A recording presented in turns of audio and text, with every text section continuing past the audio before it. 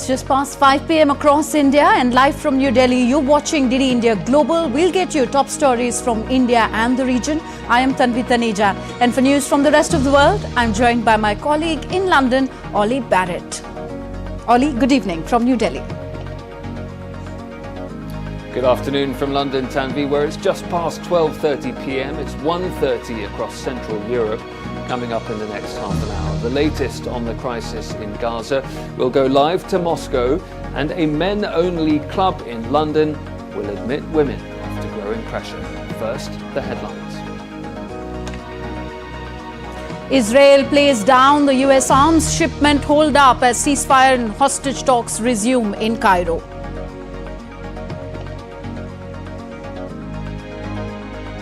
Russia warns of enormous danger if NATO sends troops to Ukraine, adds it will target French troops if they are deployed to Ukraine. And it is the hottest April on record as climate change drives 11-month streak.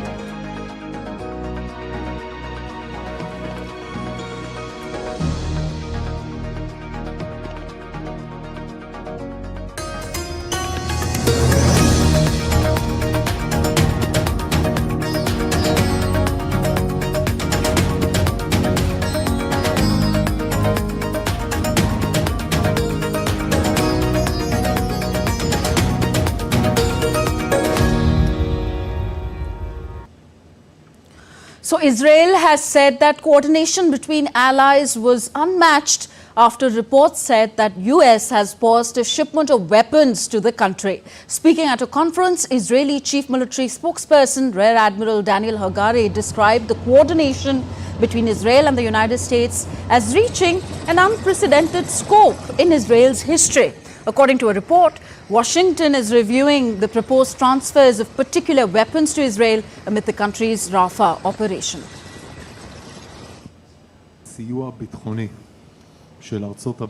The security assistance of the United States since the beginning of the war is of unprecedented scale. I think in the history of the State of Israel, alongside this, there is something more important than security assistance, which is the operational assistance. The partnership of the IDF with the American Central Command, CENTCOM, is of unprecedented operational scale.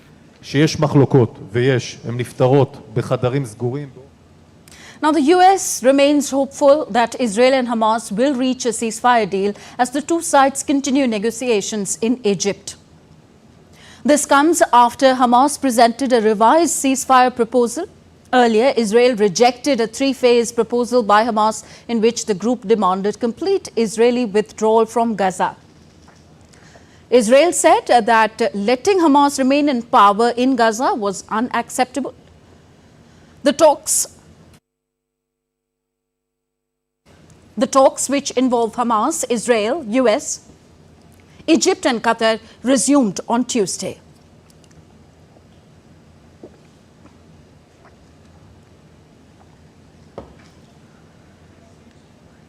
Earlier, Israeli Prime Minister Benjamin Netanyahu said that military pressure is still needed to return the hostages being held by Hamas in Gaza. The Hamas proposal is very far from Israel's necessary requirements. Israel will not allow Hamas to restore its evil rule in the Gaza Strip. Israel will not allow it to restore its military capabilities to continue striving for our destruction. Israel cannot accept a proposal that endangers the security of our citizens and the future of our country.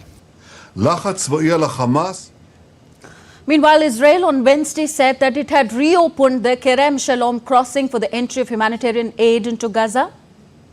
Kerem Shalom crossing was closed on Sunday after Hamas's attacks towards the crossing killed 4 Israeli soldiers. Israel said that aid trucks from Egypt are already arriving at the crossing, adding that the Erez crossing is also continuing to operate to facilitate the entry of humanitarian aid into Gaza. Now, the rift between Russia and US-led NATO military alliance is widening. Russia has given a warning to NATO against sending troops to Ukraine. My colleague Ollie Barrett is in London. He gives us more on this and other stories making headlines around the world. Ollie, over to you. Thank you, Tanvi. Yes, that warning from Russia against NATO sending troops to Ukraine came with Moscow saying that such a move would be extremely dangerous. Moscow says it is closely watching a Ukrainian petition on the Ukrainian president's website that says Kyiv should ask the US, UK and other countries to send troops to help repel Russia's invasion.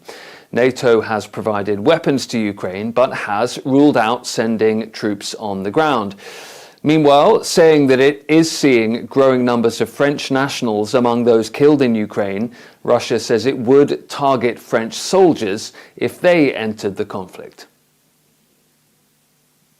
It is notable that Macron himself explains this rhetoric as a desire to create some kind of strategic uncertainty for Russia. We have to disappoint him. For us, the situation looks more than certain. We have also made up our minds a long time ago. If the French appear in the conflict zone, they will inevitably become targets for Russian armed forces. Well, DD India's Dasha Chernyshova joins us live now from Moscow, I should say. Dasha, what exactly is Moscow saying about the prospect of NATO and or French troops on the ground in Ukraine?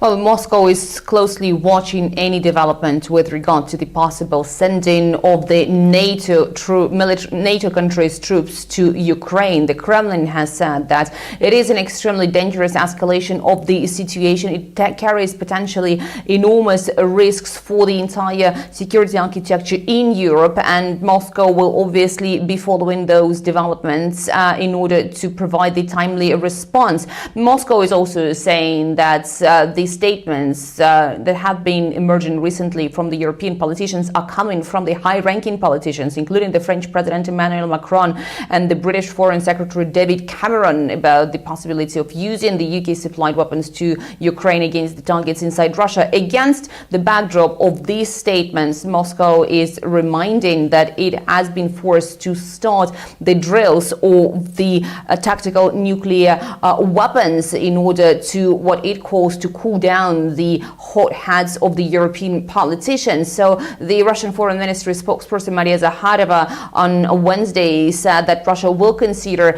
any French troops, if they are sent to Ukraine, as the legitimate target. Having said that, she reminds and suggests that the French people are not really happy and have not been consulted on the possibility of their compatriots being sent to Ukraine. Moscow is also saying that it is not in order to create the sort of strategic uncertainty for Russia, as France is saying it is, but it is to create the uncertainty for the French people. So certainly Moscow is watching closely all of those statements, and the timely response will be provided should that come true. Dasha Chernyshova in Moscow, thank you. Now, Russia has targeted critical Ukrainian energy infrastructure in one of its biggest airstrikes in weeks. It caused serious damage to 3 Soviet-era thermal power plants. In a separate attack, at least 2 people were injured and 13 houses damaged in a Russian missile strike on Ukraine's Kyiv region. Ukrainian President Volodymyr Zelensky says Moscow used more than 50 missiles and 20 drones in that attack.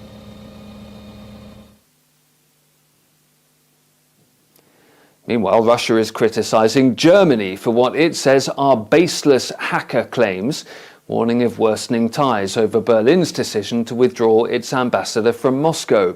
Germany's accused Russia of cyber attacks on its defense, aerospace and the ruling party.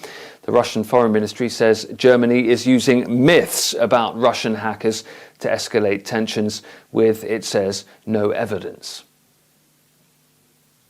Berlin regularly uses the myth about alleged Russian hackers' malicious actions in Germany. This is done to escalate tensions in the bilateral relations. The withdrawal of the German ambassador from Moscow is nothing more than another unfriendly step aimed at fueling anti-Russian sentiments in Germany. Serbian President Aleksandar Vučić and government officials have welcomed Chinese President Xi Jinping at Belgrade Airport on Wednesday with a military guard of honour. Xi's trip to the region coincides with the 25th anniversary of the NATO bombing of China's embassy in the Serbian capital, in which 3 Chinese journalists were killed. In Serbia, Xi is expected to discuss China's multi-billion investment in the country and possible new deals before heading to Hungary.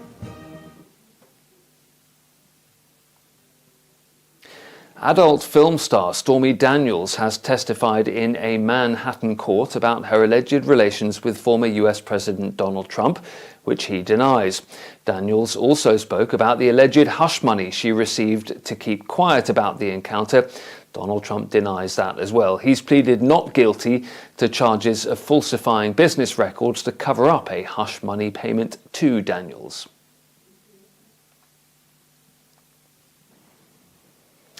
London's Garrick Club, a gentleman's club only for men, has voted to allow women as members for the first time since it was founded back in 1831. Women had been allowed to enter the Garrick Club as guests, but they were restricted in where in the club they could go. On Tuesday, a vote was passed with nearly 60% of people in favour of allowing women to join what is one of the oldest members' clubs in the world. It came in response to growing public pressure about ending the all-male setup. Tanvi, over to you. Thank you, Ollie. Ollie Barrett joining us all from London. More from Europe now. Investigations are underway involving 4 German teenagers in a violent attack on a German politician, prompting a nationwide debate on tackling the escalating aggression towards public officials. Matthias Eck, a member of the centre-left Social Democrats and a candidate for the European Parliament elections, was severely injured while putting up campaign posters in Dresden on May the 3rd. In response to the attack, a pro-democracy demonstration with over 2,000 people was organised at Berlin's Brandenburg Gate on May the 5th.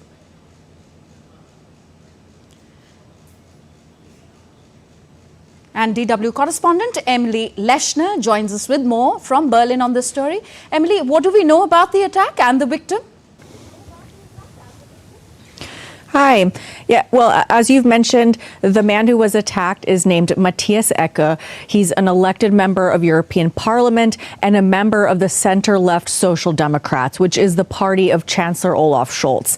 And he was in Dresden, again, as you mentioned, hanging up campaign posters for the European parliamentary elections that are coming up in June, when he was brutally attacked by these 4 people. He suffered a broken cheekbone and eye socket and required emergency surgery.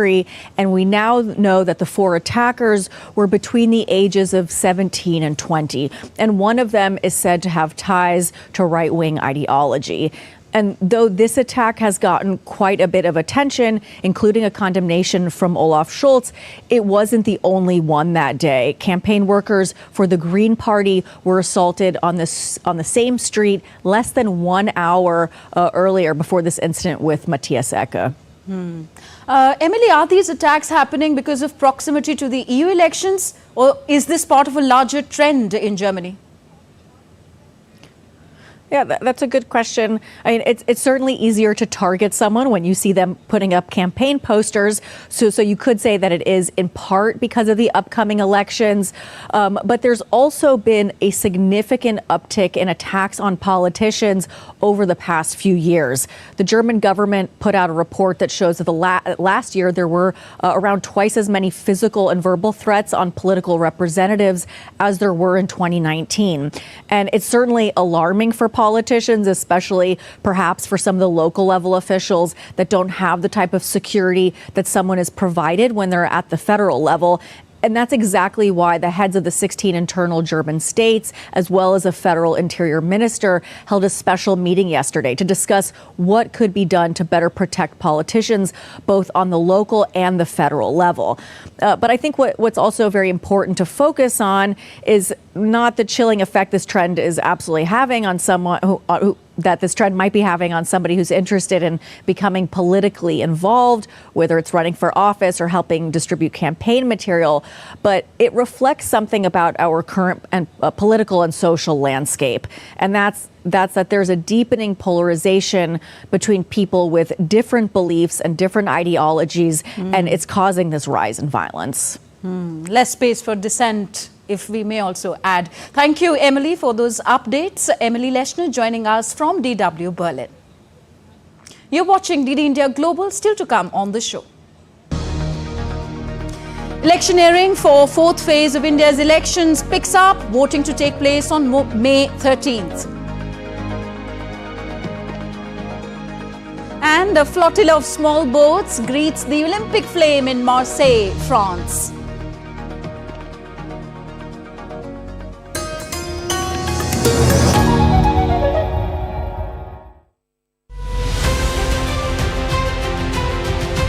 Tracking the fourth phase of general elections, Team Poll Pulse has reached Telangana, the youngest state of India. Here in capital Hyderabad is being witnessed a high voltage contest.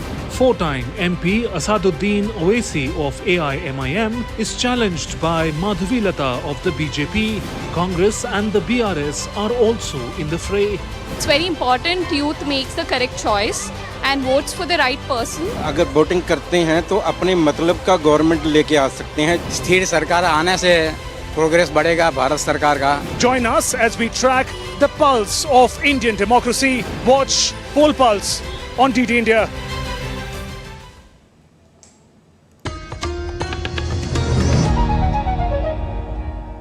Thank you for staying with us. You're watching DD India Global. I am Tanvi Taneja. Up next, we bring you the latest buzz on the world's largest democratic elections underway in India.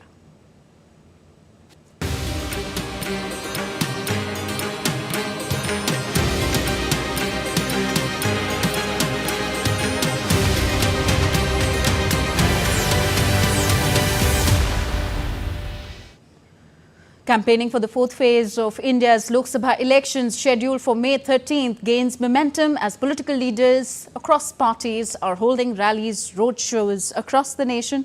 Prime Minister Narendra Modi kicked off his election campaign in Telangana today after offering prayers at the Sri Raja Rajeshwara Swami Temple. Prime Minister Modi held rallies in Karimnagar and Warangal districts. He said Congress leader suddenly stopped criticizing Ambani and Adani in this election after slamming them from the past 5 years.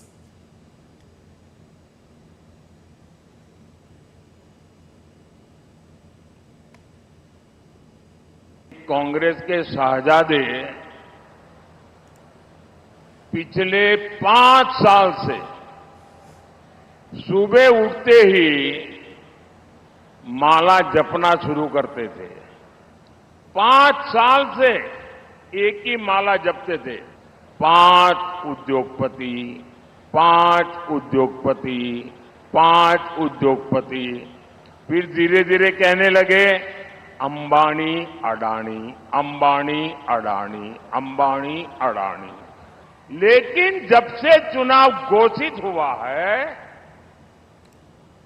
इन्होंने अंबानी अडानी को गाली देना बंद कर दिया. 5 साल तक अंबानी अडानी को गाली दी और रातों रात गालियां बंद हो गई. मतलब कोई न कोई चोरी का माल टेम्पो भर भर करके आपने पाया है. Senior BJP leader and Home Minister Amit Shah attended public meetings in Uttar Pradesh today. He addressed public meetings in Lakhimpur Kheri, Hardoi and Kannauj. Addressing the meeting in Kannauj, he said people voted for the family of Mulayam Singh, but this is a family that does not come to Kannauj even after winning or losing the elections. Now, as campaigning is picking up pace in India for the fourth phase of general elections 2024, Congress leader Priyanka Gandhi addressed a public meeting in Rai Bareli, Uttar Pradesh. The Congress leader is also scheduled to attend public meetings at Thulwasa, Maharajganj, Halor, Bhavanigarh, Godha, Tilenda, Inchole and Sudole. Samajwadi Party chief Akhilesh Yadav addressed public meetings in Uttar Pradesh's Shahjahanpur and Hardoi. Addressing the people, Akhilesh Yadav said Samajwadi Party is directly contesting the Bharatiya Janata Party.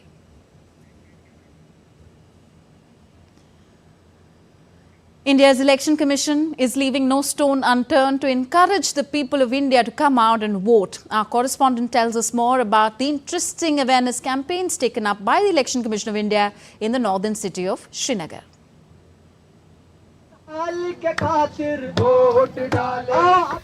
In a bid to increase awareness among citizens regarding their duty to exercise their franchisee, a street play or Nukkad Natak was organized at Polo Ground in India's Srinagar under Election Commission's flagship program Sweep. We left no stone unturned to reach to the masses by Nukkad Natak, by plays, by Rangoli competitions, by all the, especially young youth, they have participated here, and in the shape of rallies or snow scooters or whatever innovative ideas we have found or district election officers have found. Such light-hearted awareness programs are being organized by India's election body in the entire valley. Importance of voting is being explained through street plays, songs, music and many other ways. Through Nukkad Natak, we are trying to communicate with the locals here that we have the right to vote, and why should we just think that it is not workable at all. This is vote is our right, and vote is our voice right now. We shall vote. We shall think about for the future generations. We shall think about for the tomorrow. It's better to vote today. The initiative is being highly appreciated in Srinagar, especially by the youth. This time I am feeling really happy that people are coming out. They have the political knowledge, which we are not having before. And I request people on our party's behalf that come out and vote this time, because this is the high time that we should go for voting. Sweep is ECI's awareness program for voter education, promoting voter literacy in India and ensuring active participation in the upcoming elections in the valley as well. Rama Tyagi for DD India. Moving on now, extreme global heat continues to affect millions worldwide. Last month, the world endured the hottest April on record, according to new data from Copernicus, the European Union's climate monitoring service. Here's a report on the devastating impact of climate change globally. From Dubai's desert rain to Chile's unexpected snow, the world reels under the erratic dance of extreme weather. Severe storms and tornadoes hitting parts of United States, the unforgiving floods of Brazil, the scorching heat waves in South Asia demand an explanation. Scientists have confirmed that climate change caused some specific weather extremes in April with new data from Copernicus, the European Union's climate monitoring service, revealing the world's average temperature in the last 12 months ending in April was the highest on record at 1.61 degrees Celsius above the average. April this year was the warmest April on record globally.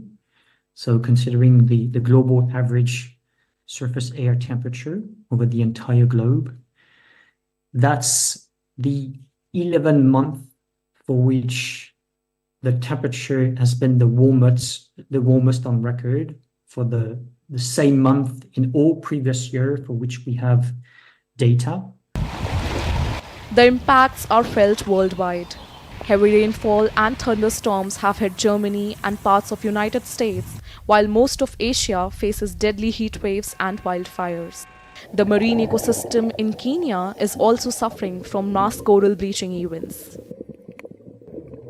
While the end of the El Nino event with typically lower temperatures, global sea surface temperatures remain high, suggesting a troubled shift in the climate system.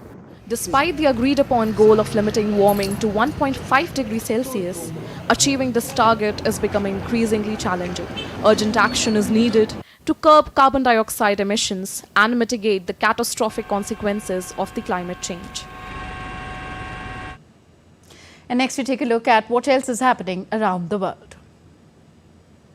During their yearly joint military exercises, the armed forces of the United States and the Philippines sank a simulated enemy warship near the Philippines' western coast. using artillery, airstrikes and precision rockets.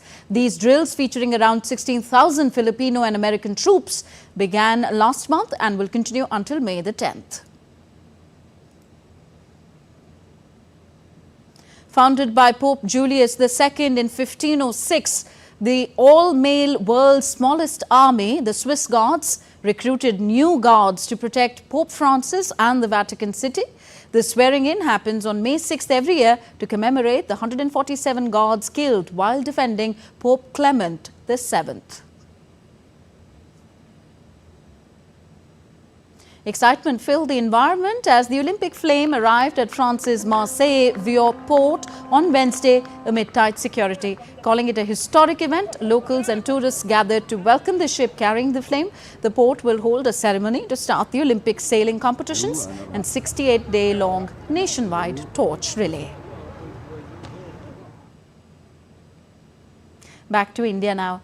Remembering Gurudev Rabindranath Tagore on his 163rd birth anniversary, in a social media post, Prime Minister Narendra Modi paid tribute to Tagore on Rabindra Jayanti today. Prime Minister Modi highlighted Gurudev's enduring wisdom and genius, which continues to inspire and enlighten innumerable people across generations.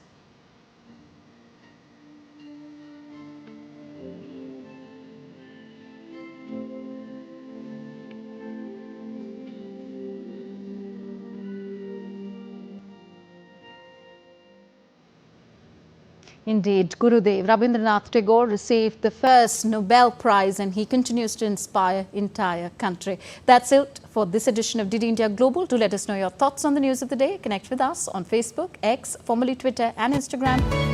And also you can catch all the latest news and updates on the go on our DD India mobile app. We'll be back with more news as it breaks here on DD India. I'm Tanvi Taneja from all of us here in New Delhi. Thank you for watching. Namaskar.